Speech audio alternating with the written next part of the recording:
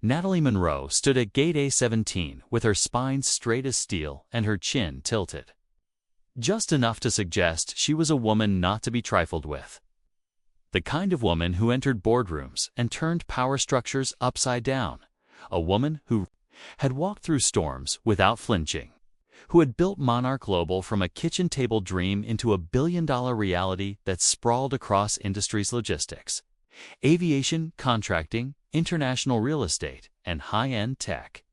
Infrastructure, a company so formidable that it earned her the nickname the quiet architect among analysts and competitors alike. And yet, on that muggy Monday morning at JFK International, with storm clouds in the sky and something colder brewing in the air, she was just another traveler in line, another ticket in hand, another black woman being told in words wrapped in smiles and wrapped in policy that she didn't quite belong. She wore a navy blue suit tailored so sharply it looked like it was sketched onto her body, and stilettos that clicked like clockwork on the polished floor, her braided hair coiled in a neat crown, her fingers holding a leather briefcase that cost more than some cars. And as she reached the front of the boarding line and offered her ticket to the gate agent, young white woman with hair pinned too tightly and a performative cheeriness in her voice, the smile faltered just slightly. And then came that quiet condescension Natalie knew all too well, the kind delivered behind desks, on trading floors, in exclusive conference rooms, when someone assumed they outranked you simply because you weren't what power traditionally looked like. "I'm sorry, ma'am," the woman said, with a voice so syrupy it threatened to rot the moment, "but your seat was reallocated. Looks like you've been moved to economy." Unfortunately, as if saying it gently would blunt the knife. As if Natalie should simply nod and thank her for the wound. Natalie blinked once, slowly, and said nothing at first because she had learned that power did not always roar. Sometimes it was in the silence before the storm, but her eyes narrowed slightly as she responded with measured precision. "That's not possible. I booked seat 2A 2 weeks ago. I have the confirmation number, the receipt. The airline app still shows me as seated in first class." She showed her screen, the data clear, irrefutable, but the woman barely looked before replying with mechanical indifference. "Sometimes things get changed. System updates, full flight. These things happen. If you have a complaint, customer service can help you after the flight." And with that, she handed Natalie a new boarding pass with the quiet satisfaction of someone who believed they had executed a small act of gatekeeping and gotten away with it. Natalie's gaze didn't waver, but she knew what this was. Knew the way some saw her as a threat that needed to be minimized. And her mind spun through memories like flashes being followed in stores as a teenager. Being asked if she was the assistant at her first pitch meeting. Being mistaken for catering staff at a black tie gala where she was the keynote speaker.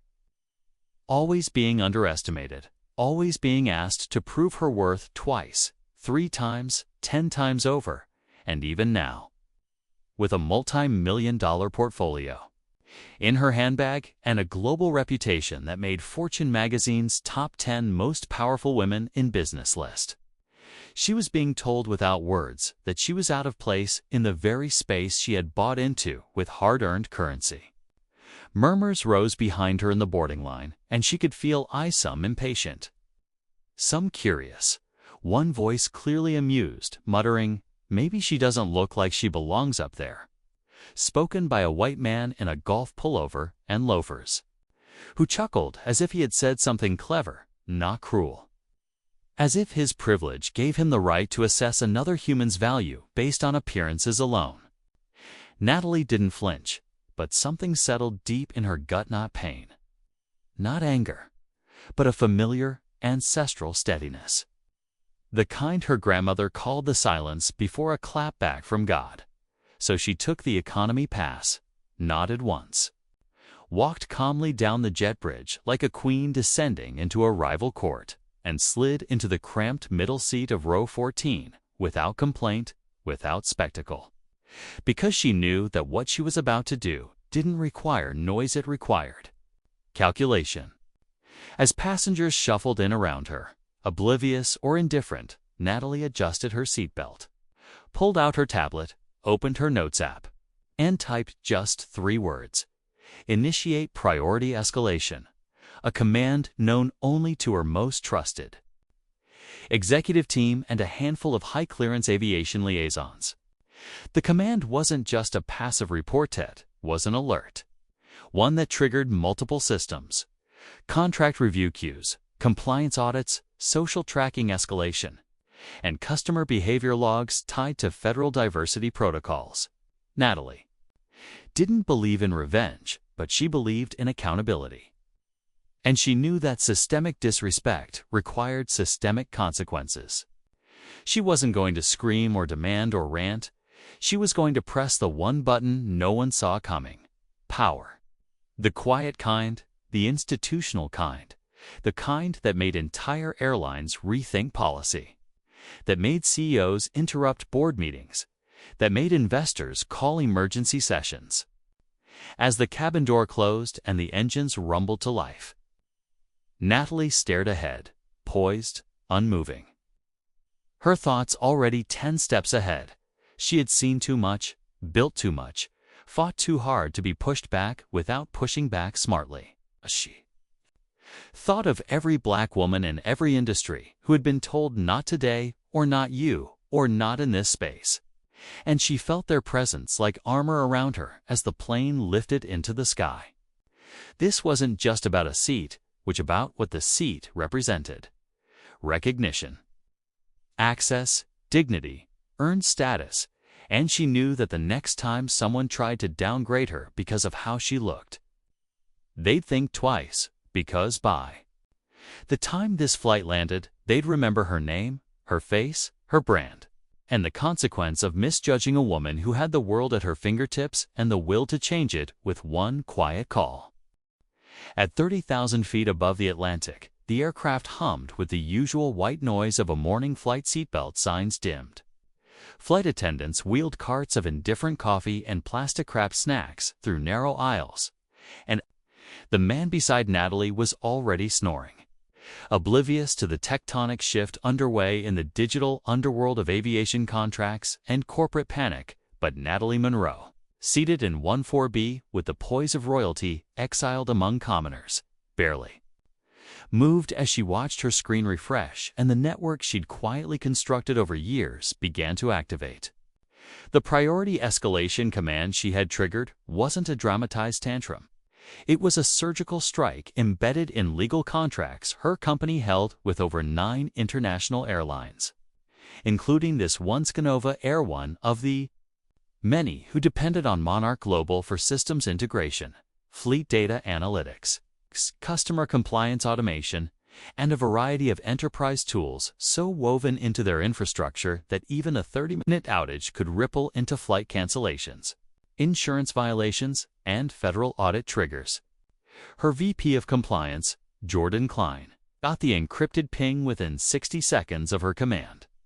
And though he didn't yet know why the order was issued, he knew better than to wait. Within 5 minutes, he was on a call with the FAA liaison, assigned to Monarch's aviation technology program, and by minute 10, internal alerts had already lit up on the airline's back end like a Christmas tree. Possible breach of passenger equity contract terms, Monarch Global. Monitoring activated. Please verify employee conduct at Gate A17, Flight 2285, JFK to Heathrow. And while the crew continued distributing snacks like everything was normal, the gate supervisor, who had just wrapped up shift downstairs, was being pulled back into a secure line with corporate relations, her voice cracking as she tried to explain why a first-class passenger had been reassigned without cause and why the record now showed manual override access that wasn't properly logged.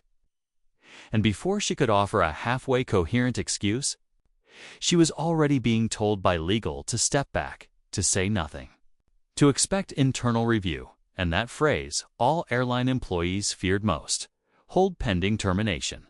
Because suddenly, Natalie's name wasn't just a name, it was a legal priority tag cross-referenced across 5 active vendor contracts, one of which had a clause that explicitly stated that any executive leadership from Monarch Global must be treated with zero deviation executive protocol, especially regarding premium cabin services, diversity protocols, and executive handling protections, meaning that what the airline had done wasn't just bad service, it was breach of contract on a level that triggered cascading consequences, starting with an automatic hold on their next quarterly technology integration payment. $8.3 million due next Friday. Natalie knew all of this as she calmly sipped water, listening to the hiss of the engines like it was background music, to her mind's ruthless arithmetic, her eyes sharp as glass as she read incoming encrypted summaries from Jordan, who had now looped in both public affairs and the diversity and equity lead, a nonsense woman named Raina Boone who once shut down an entire Fortune 100 gala after learning they accidentally forgot to invite Black founders to the main stage. Rena's first message to Natalie read, "Understood. Incident verified. Begin pressurized pressure protocol, or hold for direct contact." Natalie responded with a single word, "Begin," and in that moment, everything changed.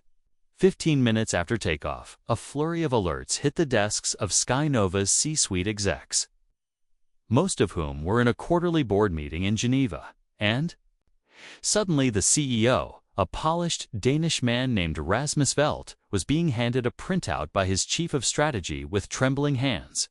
Read the top line, paled, and whispered, "Oh God." Natalie Monroe was on the plane. He knew that name, had seen her in Forbes, heard her speak at the Vienna Innovation Forum, had once begged his CIO to win a bid for Monarch integration, only to be told Monarch Global didn't bid, they chose. And if you weren't chosen, you simply didn't play. What happened?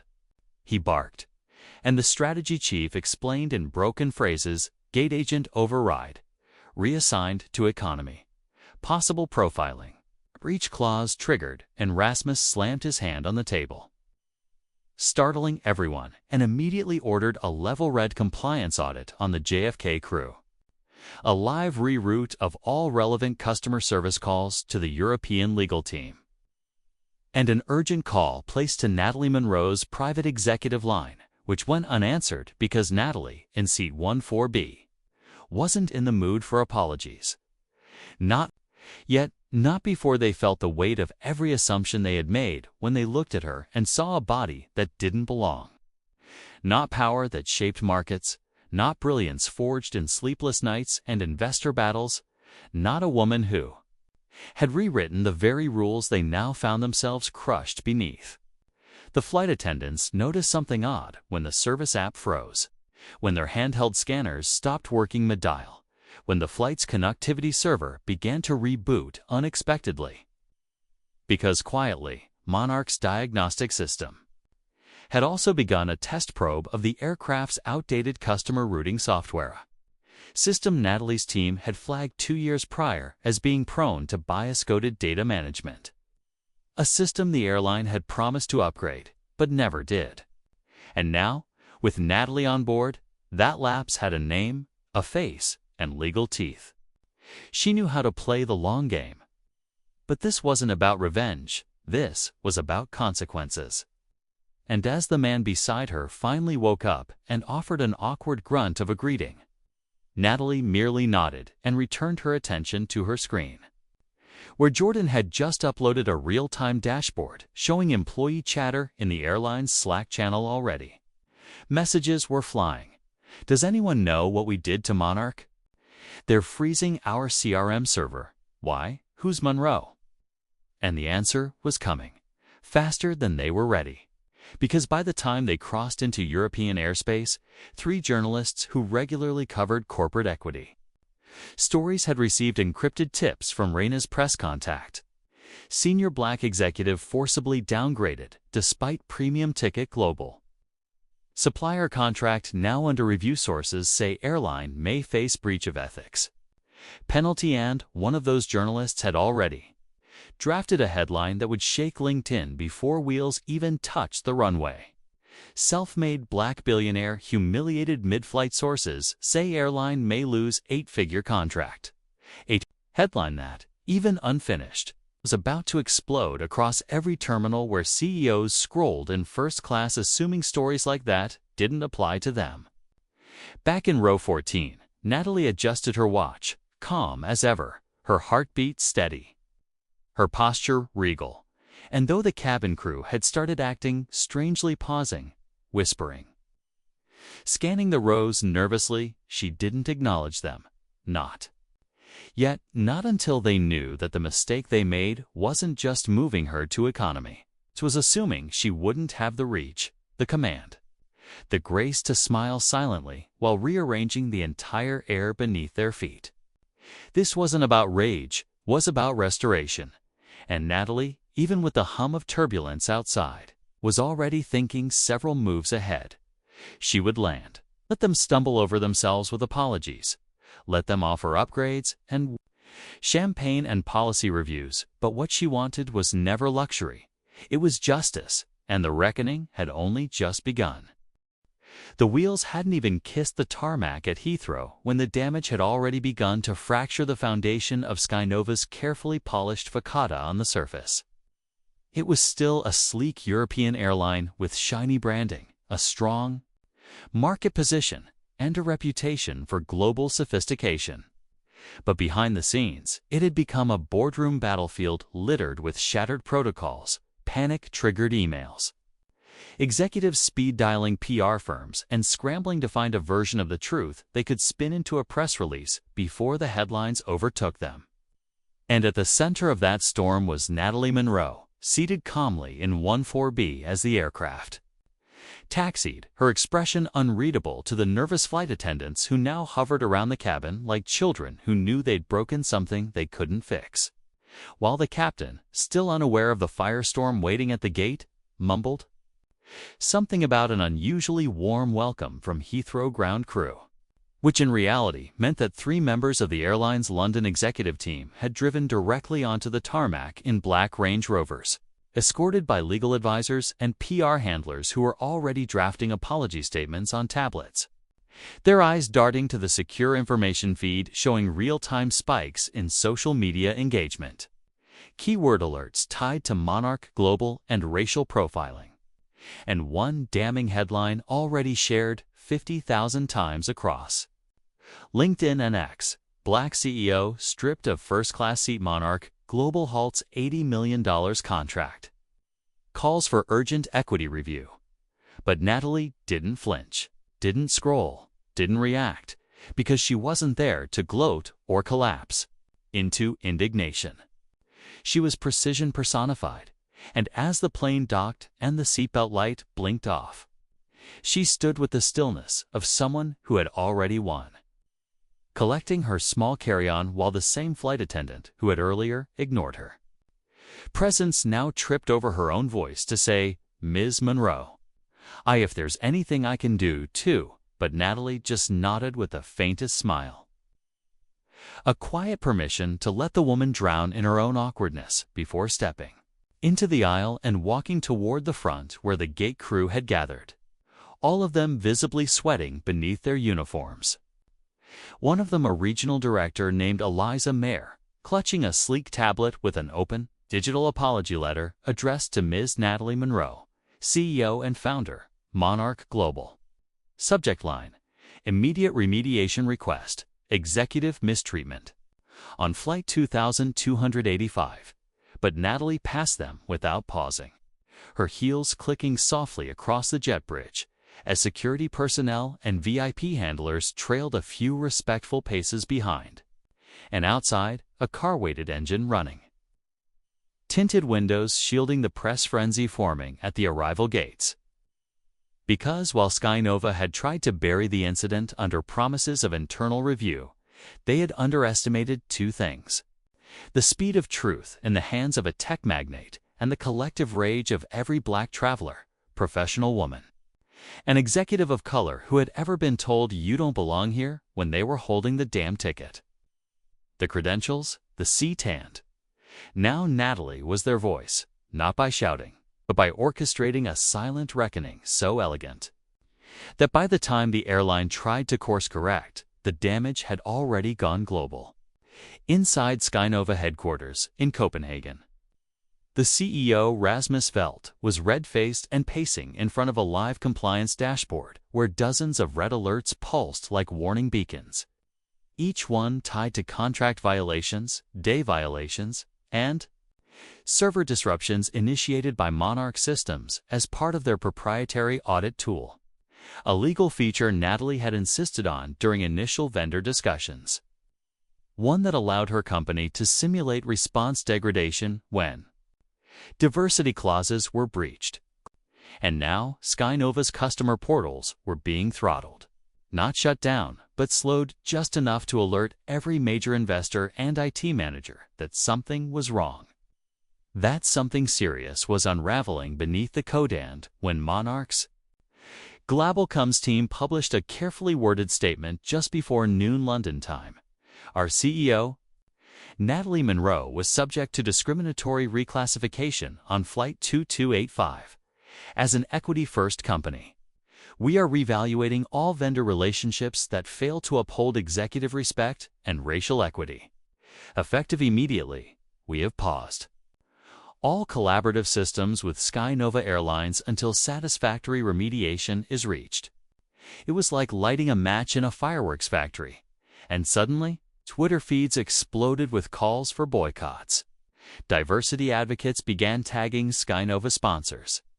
Travel influencers began recounting similar experiences of being profiled at boarding gates. And Natalie's face, a professional headshot where she wore a dark green blazer and an expression that said, "I don't need your permission," was now viral across every major news outlet from CNBC to BBC, accompanied by phrases like self-made, billionaire, tech powerhouse, and profiled despite priority status.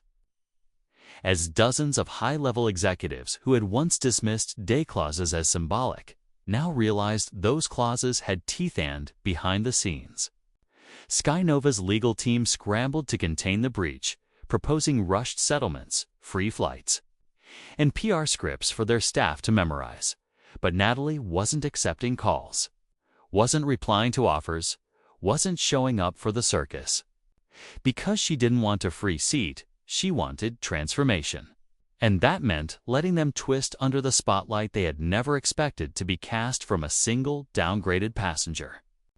Meanwhile, Monarch Global stock surged as allies rallied, and tech investors praised the company's handling of the incident as a case study in ethical enforcement. Even CEOs from rival airlines started calling Natalie's board, not to criticize, but to offer contracts, speaking in hushed tones about how they would never let that happen, how they wanted to be seen standing with her, not against her.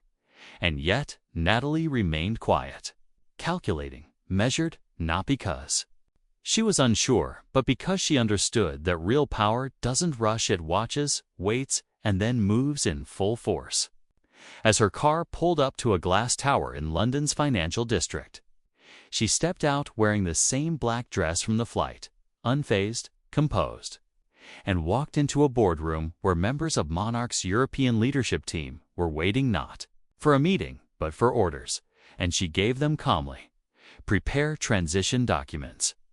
Notify Skynova's competitors we're open to new aviation partners. And someone book me a flight home private. There was no need to raise her voice. The world was already listening. The ripple became a tidal wave, and as the sun rose across different time zones, what had started as a private insult evolved into a global inflection point that was no longer just about Natalie Monroe. It was about the systemic erasure of Black excellence in spaces of prestige, the quiet dismissal that occurred in first-class cabins, corporate boardrooms, luxury lounges, and VIP lanes where gatekeepers still clung to outdated ideas of what power looked like. And in this case, they had picked the wrong woman to underestimate. Because Natalie hadn't built Monarch Global just to make money, she had built it to become untouchable, a digital empire interwoven into the infrastructure of tech. logistics, banking, even aviation. And now, the very system that had tried to humiliate her was being forced to bend at the knee. Within 48 hours, the story had dominated every major news outlet, from the Wall Street Journal to Forbes, BBC, and the Financial Times. Not just as a headline, but as a business case in every MBA program, a hot topic in boardrooms, on LinkedIn panels, and at industry breakfasts where executives whispered Natalie's name with equal parts awe and fear.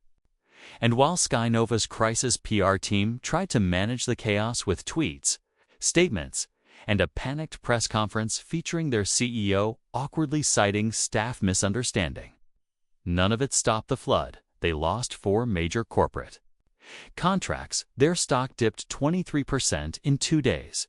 Travel agencies began issuing advisory notes, and internal emails leaked revealing executives had been warned about unconscious bias during onboarding, but had ignored the training modules. And yet, Natalie never raised her voice, never went live on Instagram, never gave the media the emotional soundbite they wanted. Instead, she made one decisive, razor-edged move. She announced Monarch JetLink, a new division of her company offering corporate jet services, equity-centered aviation staffing, and a fleet experience designed to honor rather than diminish the people who paid for the privilege to fly. And the announcement wasn't just business, it was a declaration, a thunderclap, that said, "We're not asking for your seat anymore. We're building the whole plane," and within days. Industry insiders were calling it a threat to traditional luxury carriers. As Black-owned businesses, celebrity partners, and global equity funds lined up to invest in her model, seeing not only opportunity but a moral correction in a space long overdue for disruption. Meanwhile, Natalie quietly returned to the U.S. aboard a private jet. No flashing lights, no Instagram story, just her, her assistant Mia, and a sleek folder of NDAs, investor contracts, and airline audits. Because while the world debated racism in first class, Natalie was already 10 steps ahead, flipping the narrative from victim to visionary, from scandal to seismic shift. And as she stepped into her Atlanta headquarters the morning after her return, staff lined the corridor in silence, not to clap, not to cheer, but to show reverence, because she had survived the insult, but because she had turned that insult into a legacy move that would outlive the headlines. And she didn't stop there. Within a week, she organized the First Class Coalition, an initiative bringing together Black executives, travel advocates, and day strategists to hold global carriers accountable, collect real-time incident data, and create a legal framework for executive class discrimination. And her message was clear. It ends now, not just for her, but for every person of color who had been told, subtly or blatantly, "You're in the wrong seat," because now there was a network, a response team, a fireproof blueprint that couldn't be unlearned. Perhaps the most poetic twist of all came weeks later, when Skynova, desperate to recoup losses and re-establish credibility, sent a senior executive to propose a reconciliation package, full reinstatement of contracts, public apology, even equity shares and a diversity board. But Natalie declined with a smile and slid across the table a list of her own terms. Not to punish, but to rebuild from truth. Full-scale anti-bias retraining, promotion of diverse leaders within their airline, and an irrevocable clause that every Skynova aircraft would now be outfitted with a Monarch-designed AI protocol to detect profiling patterns in staff decisions. A protocol her team had already patented, meaning that Skynova would now pay Natalie for every flight they operated, not just to fly, but to fly right-hand when they hesitated. She stood, calm and deadly, and said, "You're free to say no. Just know that JetLink is onboarding 4 of your Fortune 100 clients next quarter." And they signed on the spot, not because they believed, but because they couldn't afford not to. And as Natalie walked out of that boardroom, flanked by Mia and 2 legal aides, the cameras waited, The world watched. And all she said was, "We're not taking seats anymore. We're designing the aircraft," and that became the quote heard around the globe. Printed on magazine covers, turned into murals, shared by girls in business schools. Repeated by leaders in summits from Ghana to Geneva, while Natalie Monroe returned to her company, her empire, her calm, not to rest, but to prepare. Because this wasn't a victory, was a blueprint, and the world would never board the same way again.